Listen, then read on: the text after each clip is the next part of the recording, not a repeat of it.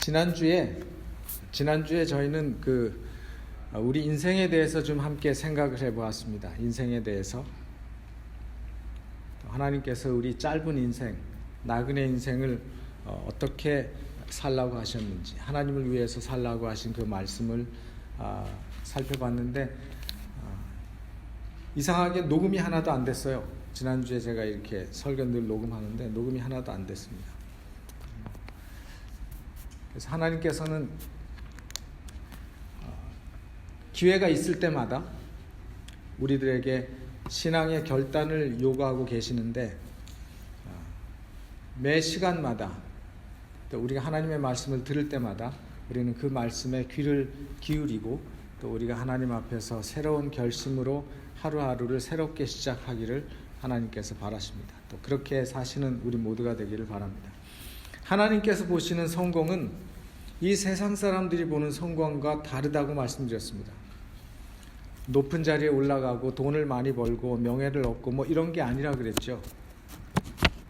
하나님께서 마지막 때 우리에게 물으실 것은 얼마나 하나님의 백성으로서 사람들과 하나님 앞에 신실하게, 정직하게, 거룩하게, 선하게 살았는지를 물으실 것입니다.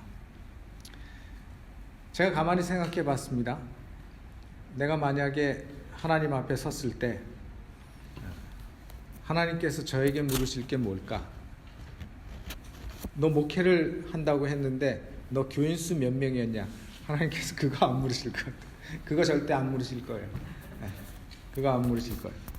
얼마나 충성되고 얼마나 신실하게 하나님의 종으로 섬겼는지, 얼마나 잘 하나님의 품성을 잘 드러냈는지, 얼마나 우리에게 주어진 그 기회를 통해서 하나님의 역사를 이루게 했는지, 이런 것들을 아마 하나님께서 물으실 것이라고 생각합니다.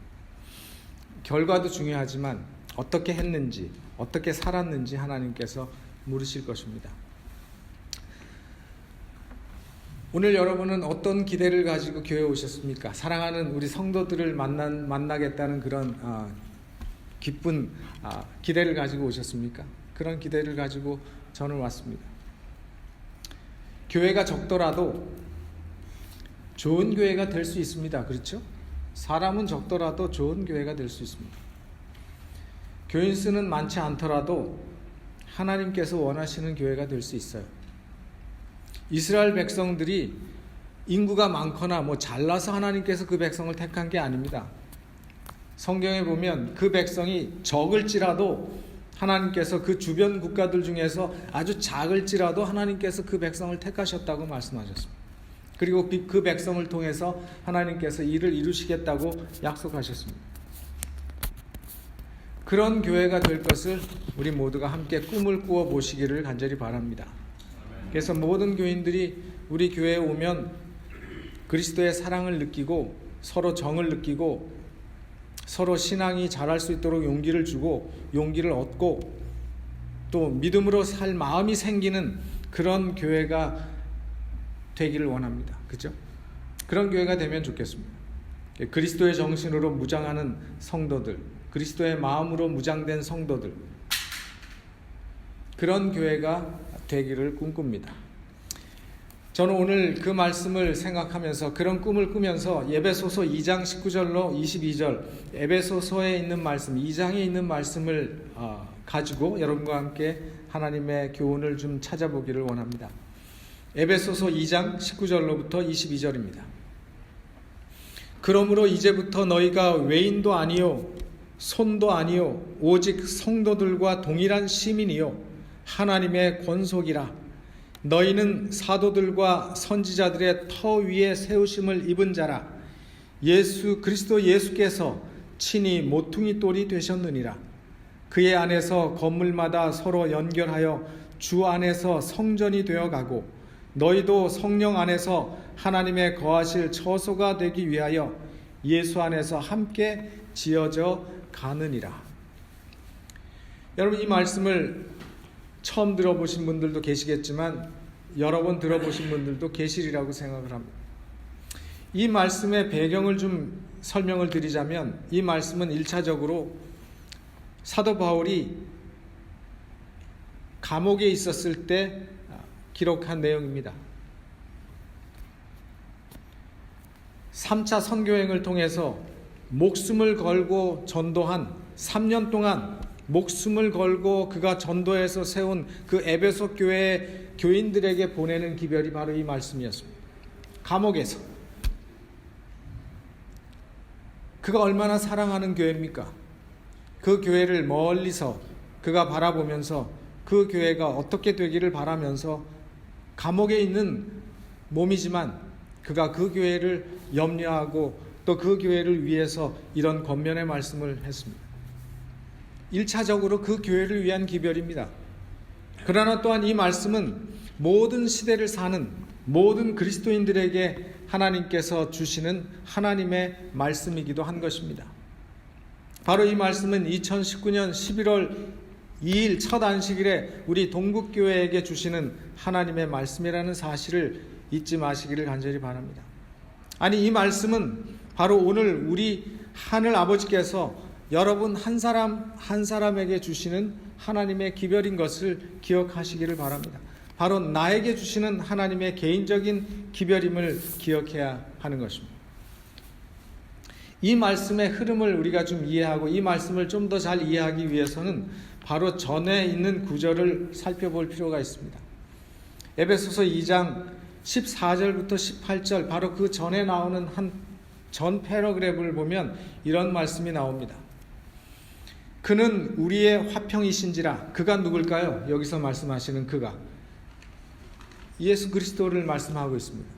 그는 우리의 화평이신지라. 둘로 하나를 만드사 중간에 막힌 담을 허시고 원수된 것 곧 의문에 속한 계명의 율법을 자기 육체로 폐하셨나니 이는 이 둘로 자기 안에서 한 새 사람을 지어 화평하게 하시고 또 십자가로 이 둘을 한 몸으로 하나님과 화목하게 하려 하심이라.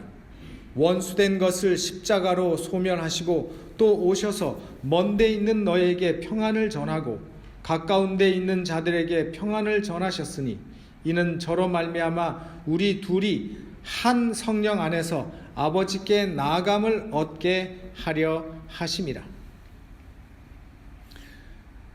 여러분, 이 말씀 가운데서 반복해서 나오는 중요한 단어가 있습니다. 뭡니까? 뭐 같아요? 이 말씀 가운데서 하나라는 말입니다. 하나라는 말. 14절에도 보니까 둘이 하나로, 15절에 한 새 사람, 16절에 한 몸, 18절에 한 성령, 모두 뭐예요? 하나라는 말이에요. 하나라는 말. 그리고 그 다음 19절부터의 말씀을 다시 보면 그 하나라는 말씀은 더 이상 나오지 않지만 그 정신과 개념은 이어집니다. 그러므로 이제부터 너희가 외인도 아니요 손도 아니요 오직 성도들과 동일한 시민이요 하나님의 권속이라. 너희는 사도들과 선지자들의 터위에 세우심을 입은 자라. 그리스도 예수께서 친히 모퉁이 돌이 되셨느니라. 그의 안에서 건물마다 서로 연결하여 주 안에서 성전이 되어가고 너희도 성령 안에서 하나님의 거하실 처소가 되기 위하여 예수 안에서 함께 지어져 가느니라. 함께 지어져 가느니라. 그래서 이 19절부터 21절에서 나오는 이 말씀을 보니까 동일한 시민이요. 다시 말해서 한 시민이라는 거죠. 동일한 시민이니까. 한 시민이고 한 하나님의 권속, 하나님의 한 아버지의 한 가족이라고 말씀하셨고 주 안에서 성전, 주 안에 있는 한 성전이 되어 간다고 말씀하고 계십니다. 그래서 그 하나됨에 대해서 계속 이어져서 말씀하는데 반면에 이 19절에 있는 말씀을 보니까 그것과 반대되는 말도 있습니다. 그게 뭡니까? 한 권속, 한 성전, 한 성령, 하나됨, 한 시민, 이것과 반대되는 개념이 있죠. 뭐죠? 보니까 뭡니까? 외인, 손이라고 하는 말이죠. 외인은 뭐고 손은 뭡니까? 이 손입니까? 이 손? 예? 예, 손님 할 때 손이죠. 그 외인과 손이라고 하는 말의 의미가 뭔가 하면 겉도는 사람이라는 뜻입니다. 겉도는 사람. 밖에서 빙빙 돈다는 말입니다. 이 헬라어에서 이 외인과 손이라는 말을 찾아보면 외인과 손의 의미를 어떤 의미의 말을 썼는가 하면 함께 있지 않고 겉에서 빙빙 겉도는 사람, 함께 섞이지 못하고 인볼브 되지 못하고 마음으로 참여하지 못하고 안에 있지 못하고 약간 떨어져 있는 사람, 앞에 앉아 있지 못하고 뒤에 앉아 있는 사람, 그죠? 안에 섞여서 막 활동하지 못하고 겉에서 팔짱 끼고 구경만 하는 사람, 이런 사람을 외인과 손이라고 말했어요. 그런 사람들이 외인과 손입니다. 그렇죠? 근데 성경 19절에서는 이제부터 너희가 뭐라 그랬습니까? 외인도 아니고, 외인이라고 하는 말은 뭔가 하면 이방인이라는 말이에요. 섞이지 못하는 사람이죠. 이방인은 섞이지 않는 사람이라는 말이죠. 손이라고 하는 말은 그 헬라어 원어의 뜻을 보면 절반만 이방인, 완전히 이방인도 아니고 완전히 우리 편도 아니고 반쯤. 그래서 둘 다 외인도 아니고 손도 아니고 이 두 사람은 다 섞이지 못하는 사람들이에요. 이 이너 서클 안에 들어오지 못하는 사람들을 이야기하고 있습니다. 적당히 절반만 참여하는 사람도 아니고, 이 손이라고 하는 말은 아주 손님 같은 이방인도 아니지만 결국은 섞이지 못하는 사람. 근데 하나님께서 우리에게 말씀하시기를 너희는 이제는 외인도 아니고 손도 아니라고 말씀하셨어요. 너희는 이제 외인도 아니고 손도 아니다. 그럼 뭐라는 말씀입니까? 뭐라는 말씀인가 하면 너희는 손도 아니고 이방인도 아니고 외인도 아니고 주인이라는 말씀입니다.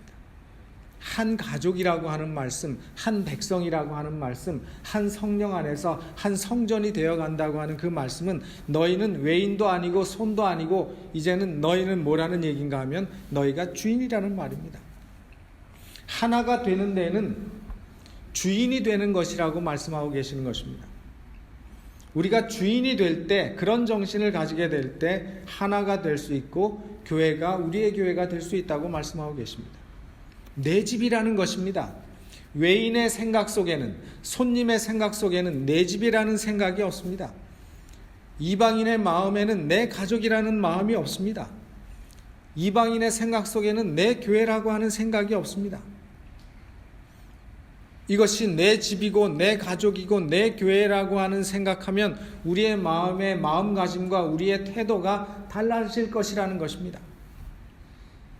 여러분, 주인과 종업원이 가게를 대하는 태도가 같을까요? 다를까요? 주인의 마음과 인플로의 마음은, 그런 태도와 그 마음은 하늘과 땅의 차이처럼 차이가 나는 것입니다. 손님처럼 주인의 정신이 없으면 자신에게 이익이 있어야지만이 일합니다. 맞습니까? 아닙니까? 네. 내가 주인이 아니면 나한테 뭔가 혜택이 있고 나한테 뭐가 생겨야지 일하지 않습니다. 자신에게 뭔가 떨어져야 나와서 일을 하기 시작하는 것입니다. 나한테 뭐 생기는 게 없으면 거기 가서 내가 왜 일하겠습니까? 그렇죠? 그래서 우리가 내 마음속에 내가 외인과 손의 마음을 가지고 사는가 아니면 주인의 정신으로 사는가, 내가 교회에 나올 때 주인이 많은가 외인이 많은가 손님이 많은가에 따라서 그 교회가 서로 하나가 되고 서로 연결되고 하나님의 성전이 될 수 있기도 하고 성전이 되어가지 못할 수도 있다는 말씀이 바로 이 에베소서의 말씀인 것입니다. 나는 나대로 너는 너대로. 외인과 손이 많은 교회에서는 절대로 발전할 수도 없고 하나님의 성령께서 함께 할 수 있는 기회를 갖기가 힘드는 것입니다. 교회에 외인과 손님이 많을 때는 좋은 분위기를 기대하기가 힘든 것입니다. 여러분, 손님의 특징을 제가 한번 생각해 봤어요. 손님의 특징이 뭡니까? 손님의 특징은 대접하는 사람이 아니에요. 손님은 대접을 받는 사람입니다. 그죠? 항상 손님은 내가 뭔가 대접을 받으려고 하지, 내가 뭔가 거기서 솔선수범해서 내가 뭔가를 하려고 하는 사람은 손님이 아니에요. 그래서 손님은 대접을 받으려고 합니다. 적극적이지 않아요. 수동적입니다. 능동적으로 알아서 하지 않습니다. 뭘 누가 시켜야 하지 능동적으로 알아서 하지 않습니다. 손님들은 투자하지도 않아요.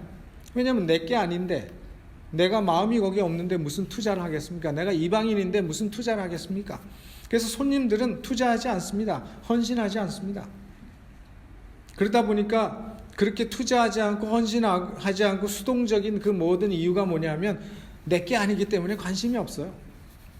나는 잠시 거기에 그냥 한 번, 두 번 왔다 갔다 하는 사람이기 때문에, 손님이기 때문에 관심이 없습니다. 그래서 우리 마음속에 이런 마음이 있으면 우리는 그 안에 인볼브 되지 않아요. 가까이 다가갈 수 없는 것입니다. 바로 이런 정신이 외인의 정신이고, 이런 정신이 손님의 정신입니다. 나는 직원도 아니고, 나는 집사도 아니고, 나는 아무것도 아닌데, 그래서 우리의 마음속에 손님과 외인의 정신은 뭔가 하면 나 말고 다른 사람이 하겠지, 이런 정신인 것입니다. 하나님의 교회에 이런 외인과 손님의 정신이 많으면 모두가 다 케어받으려고만 하는 것입니다. 다 나를 좀 알아주기를 원하고, 다 나를 좀 케어해 주기를 원하고, 날 좀 잘 긁어주기를 원하는 것입니다. 그런 사람이 많으면 교회가 망하는 것입니다. 우리 주님께서는 우리에게 더 이상 너희는 외인도 아니고 손도 아니라고 말씀하십니다. 더 이상 외인도 아니고 손도 아니고 너희들이 주인이 되라고 말씀하고 계십니다. 여러분, 이 교회의 주인이 누굽니까? 이 교회의 주인은 당연히 예수 그리스도이십니다. 이 교회의 주인은 분명히 예수 그리스도이십니다. 목사님의 교회도 아니고 장로님의 교회도 아니고 제일 오래된 교인의 교회도 아닌 것입니다. 우리 모두가 이 교회의 주인이 되어야 합니다. 내가 이 교회의 주인이 되어야 합니다. 그래서 이 손님과 주인의 태도는 다릅니다. 주인의 정신은 뭐냐면 투자하는 것입니다. 주인은 참여합니다. 주인은 희생을 감수하고서도 모든 일에 관심을 가지고 자기가 직접 뛰어들어서 헌신합니다. 적극적입니다. 문제가 생기면 그것을 해결하기 위해서 적극적으로 뛰어다니는 것입니다. 내가 하지 않고 빠지면 안 된다고 하는 정신, 내가 먼저 대접해야 한다고 하는 생각이 있어요.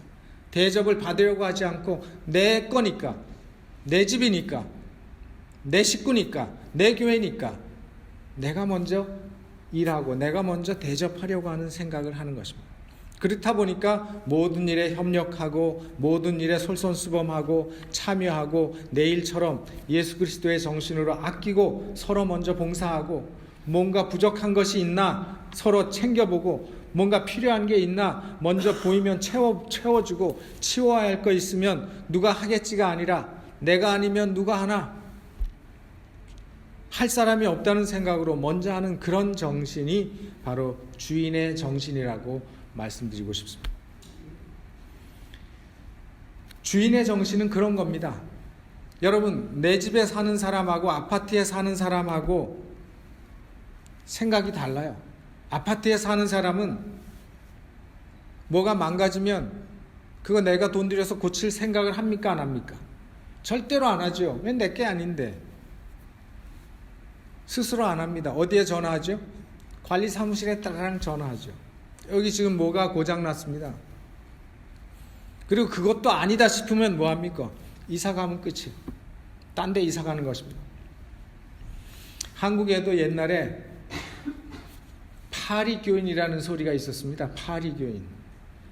불란서 파리가 아니고, 불란서 파리가 아니라 나르는 날파리. 파리는 어떻습니까? 먹이를 찾아 옮겨 다니잖아요. 여기서 쫓으면 절로 옮기고, 거기서 쫓으면 여기로 옮기고. 그래서 한국에 예전에 파리교인이라는 그런 소리가 있었습니다. 이리저리 이 교회 저 교회, 뭐 어느 교회에 딱 정착해서 그 교회에서 헌신하지 못하고 그 교회에서 주는 유익과 이익에 따라서 떠돌아다니는 교인들을 파리교인이라 그랬어요. 이런 교인들이 믿음이 자랄 수 있을까요, 없을까요, 여러분? 생각 한번 해보세요. 절대로 신앙이 자랄 수 없어요. 스스로는 신앙이 자란다고 말할 수 있을지 모르지만 절대로 신앙이 자랄 수 없어요. 왜 그런지 아십니까? 대부분 그런 사람들은 극도로 이기적인 마음을 가지고 신앙을 합니다. 나한테 뭔가 유익이 있어야 가는 거예요. 그런 사람이 어떻게 믿음을 제대로 배울 수 있겠습니까? 조금 싫은 소리 하거나 조금 부담스러운 일이 있으면 그 교회 안 나가고 다른 교회 찾아가는데, 하나님께서 그 사람에게 믿음으로 뭔가 도전하면 그거에 대해서 자신을 살피고 거기에 순종하고 따르려고 하는 마음이 절대로 생기지 않죠. 그런 불편한 마음이 있으면 그런 불편함을 주지 않는 다른 교회 가니까. 그래서 우리의 믿음은 어떨 때 하나님께서 나에게 주시는 어떤 도전에 대해서 내가 겸손하게 받아들이고 내 뜻을 꺾고 하나님의 뜻에 내가 내 뜻을 맡기게 될 때 하나님의 은혜와 복이 내게 임할 수 있는 것입니다. 그럴 때 내 믿음도 자랄 수 있어요. 또 우리의 믿음은 내가 참여하고 다른 사람을 돌보고 이웃을 위해서 기도하고 헌신하고 관심을 가질 때 우리의 신앙에 보람이 있고 즐거움도 있고 봉사에서 오는 기쁨이 있는 것입니다. 그걸 통해서 우리의 생애의 변화도 경험할 수가 있는 것입니다. 근데 그렇지 않고 내 이익을 따라서 찾아다니는 그런 파리교인들은 절대로 바른 신앙 속에서 성장할 수가 없게 되는 것입니다. 그래서 우리가 이 주인 정신을 가지고 신앙한다고 하는 것이 얼마나 중요한 것인지 모릅니다. 하나님의 충성된 신실한 청지기가 바로 이런 주인의 정신을 가지고 사는 사람입니다. 그게 바로 복받는 정신이고, 이런 정신을 소유한 성도들이 모여서 결국은 아름다운 성전이 되어 간다고 주님께서 말씀하고 계십니다. 베드로전서 2장 4절로 5절에 사람에게는 버림바가 되었으나 하나님께는 택하심을 입은 보배로운 산돌이신 예수에게 나와 너희도 산돌같이 신령한 집으로 세워지고 예수 그리스도로 말미암아 하나님이 기쁘게 받으실 신령할 제사를 드릴 거룩한 제사장이 될지니라. 예수님께서 아주 강한 어조로 우리에게 요구하십니다. 예수님에게는 생명이 있고 예수님에게는 빛이 있어요. 예수님은 빛이 있는 산돌이라고 말씀하십니다. 그리고 우리들도 그분과 함께, 그분께 나아가면 함께 신령한 산돌이 될 수 있다고 말씀하고 계시는 것입니다. 우리가 하나님의 자녀가 되는 것, 우리가 그리스도의 제자가 되는 것, 우리가 믿음 안에서 신앙의 신실한 하나님의 백성이 되는 것은 바로 주께서 거하실 거룩한 성전이 되어가는 과정인 것입니다. 하나님께서는 그 과정을 우리로 하여금 성전이 되어가는 것이라고 은유적으로 표현하셨어요. 그게 하나님의 성전이 되어가는 과정이라고 말씀하셨어요. 이제부터는 너희가 외인도 아니요 손도 아니요 오직 성도들과 동일한 시민이요 하나님의 가족, 권속이 되는 것, 그것을 하나님께서 우리에게 특권으로 주셨다고 말씀하고 계십니다. 그리고 그 특권을 사모하고 그 특권을 서로 행사하면서 서로 섬기고 서로에게 배우기를 원하십니다. 제가 한 책에서 이런 글을 봤습니다. 아무 사람도 주님 위에 떨어져서 깨어질 필요가 없다고 생각하지 말라. 어떤 사람, 어떤 나라도 모든 사상과 습관이 완전하지 못한 법이다. 완전한 사람은 아무도 없어요. 그렇죠? 이 나라는 저 나라에서, 이 사람은 저 사람에게서 배워야 한다. 여러분 명심하시기 바랍니다. 우리는 늘 서로에게 배워야 합니다. 우리는 배울 것이 없이 완벽한 사람이 아니에요. 우리는 언제나 사람을 통해서 나 자신을 볼 수 있고 내 자신을 보면서 내가 하나님 앞에서 늘 배워 나가야 하는 것입니다. 그러므로 하나님께서 여러 다른 나라 사람들을 한데 섞어서 목적도 판단력도 하나가 되게 하신다. 그래서 다른 사람을 다 같이 옆에 두셔서 서로 배우게 하시고 서로 하나가 되게 하시는 것이 하나님의 뜻이라고 말씀하셨어요. 그렇게 되면 이것이 그리스도 안에 있는 연합의 좋은 예가 될 것이다. 그것이 바로 그리스도 안에서 한 성령 안에서 한 권석이 되고 한 성전으로 지어져가는 과정이라고 말씀하고 계신 것입니다. 그러므로 이제부터 너희가 외인도 아니요 손도 아니요 오직 성도들과 동일한 시민이요 하나님의 권속이라. 너희는 사도들과 선지자들의 터 위에 세우심을 입은 자라. 예수 그리스도께서 친히 모퉁이 돌이 되셨느니라. 그의 안에서 건물마다 서로 연결하여 주 안에서 성전이 되어가고 너희도 성령 안에서 하나님의 거하실 처소가 되기 위하여 예수 안에서 함께 지어져 가느니라. 우리로 하여금 그렇게 될 수 있는 가능성을 주신 그 기본이 뭐라고 말씀하시는가 하면 바로 예수 그리스도께서 우리의 모퉁이 돌이 되어 주셨다고 말씀하셨습니다. 주님이 우리의 모퉁이 돌이 되어 주셨기 때문에 우리가 그 일을 가능하게 할 수 있다고 말씀하셨습니다. 이제 여러분은 외인과 손님으로 사시겠습니까? 앞으로? 아니면 주인 정신으로 사시겠습니까? 주인으로 살기를 간절히 바랍니다. 내가 주인이 되는 것은 예수 그리스도가 내 생애의 주인으로 들어오실 때 그 일이 가능해집니다. 내가 주인 정신으로 살 수 있다고 하는 것은 예수 그리스도가 내 생애의 모퉁이 돌이 되실 때 가능하다고 말씀하셨습니다. 내가 개인적으로 말씀을 보고 개인적으로 기도 생활을 하고 개인적으로 주님 앞에 헌신의 시간을 가지고 매일 매 시간마다 예배에 잘 참석하는 것도 중요합니다. 예배에 참석하는 것을 통해서 성실한 그리스도의 신앙의 자세를 길러야 합니다. 그런 것뿐만 아니라 하나님께서 내가 이제는 외인도 아니요 주인으로, 손님이 아닌 주인으로 살 때 어떻게 살아야 할 것인지에 대해서 성령께서 여러분들에게 깨우쳐 주시기를 간절히 바랍니다. 오늘 우리 주님께서 우리 교회의 주인을 찾고 계시는 것입니다.